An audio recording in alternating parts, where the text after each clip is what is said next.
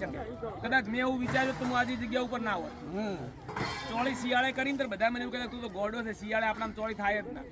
સાહેબ એક જ વીઘાની અંદરથી 3 લાખનું ઉત્પાદન લીધું. અને આજે મારી પોતાની કંપની છે, સીડની મારી પોતાની કંપની છે, હા બિયારણની મારી પોતાની કંપની છે.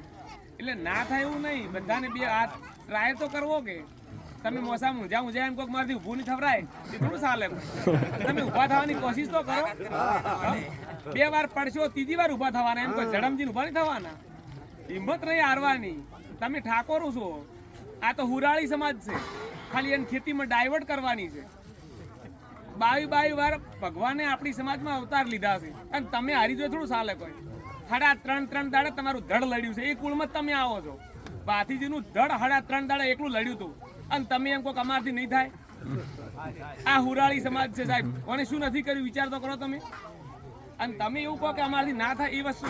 જો મોટો હું એ ગરીબાઈમાંથી આવું છું, હું કોઈ એવો મોટો વ્યક્તિ હવે થયો છું, પણ બાકી મારી પાસે 6,000 રૂપિયાનું મલ્ચિંગ લાવવા 6,000 રૂપિયા નતા. વ્યાજે પૈસા લઈને ધંધા કર્યા છે. આ તો પૈસા તો હવે બન્યા છે.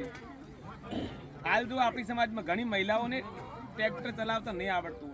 મારા દીકરાની વહુ ડ્રોન ચલાવે, જે ડ્રોનથી દવાનો સ્પ્રે થઈ રહ્યો છે અને સરકારે 12 લાખનું ડ્રોન ફ્રીમાં આપ્યું છે.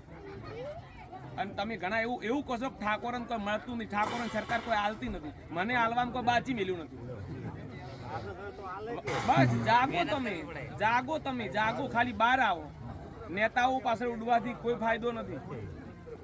સ્વર્ગ ભાળવું છે તો પોતાને મરવું પડશે, બીજાને મારવાથી સ્વર્ગ ભાળવાના નથી. પોતે મજૂરી કરશો, જાતે જવાનું, ગમે તે જગ્યાએ જવાનું. કોઈ મારવાનું નથી, કોઈ બોલવાનું નથી. બધા જ મોટા લોકો બધા સરળ સ્વભાવના હોય છે. હું મોદી સાહેબથી લઈ અને CM સુધી મળી ચૂક્યો છું. બધા નેતાઓ મને મળવા માટે આવે, હું કોઈને મળવા જતો નથી. અને બધી જગ્યાએ આજ રીબીનું કાપવા દઉં છું. પણ જે હું આવ્યો છું, મારી સમાજે મને મોટો કર્યો એ ઋણ ભૂલાતું નથી. એટલે ગામડે ગામડે ફરી અને હવે આ સમાજને માર્ગદર્શન આપું છું. જે બને એ પ્રયત્ન કરજો, બધાય કન્વર્જી બને એવા પ્રયત્ન કરું છું. અને સદારામ બાપાને પ્રાર્થના કરું કે મારા સમાજમાં વધારેમાં વધારે હું સેવા આપું. આજે જુઓ તમારે કોઈ પણ તકલીફ હોય તો હું બેઠો છું કે કન્વર્જી અમારી પાસે ટપક લાવી છે ને પૈસા નથી તો હું આપી દઈશ, મફત આપી દઈશ. એ તમારે ભૂલવાનું જ નથી.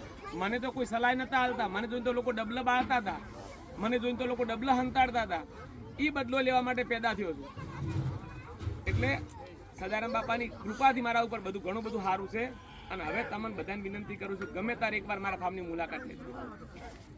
બીજ તમારે જો ભરવી હોય ભરો, 11 જો, પણ અમાવાસના દાડે હારા ખેડૂતના ઘેર જો. દર અમાવાસ નક્કી કરો, હારા લોકોને મળો. બહારની દુનિયા જોવો તમે, દુનિયા ક્યાં છે ને આપણે ક્યાં છે.